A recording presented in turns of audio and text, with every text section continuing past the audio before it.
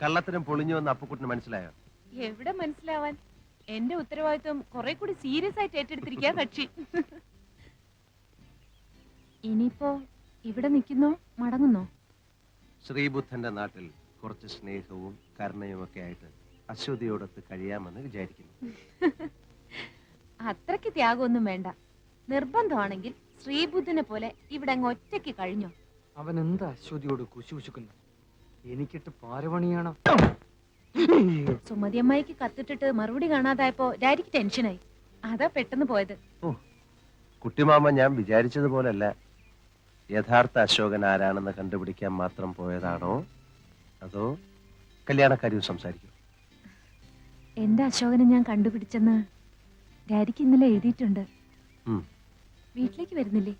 കുട്ടിമാമയല്ലേ എന്നെ വീട്ടിൽ നിന്ന് ഇറക്കി വിട്ടത്. അമ്മാവൻ തന്നെ വന്ന് വിളിക്കട്ടെ. അപ്പോ നാളെ തിരിച്ചു കാണാം.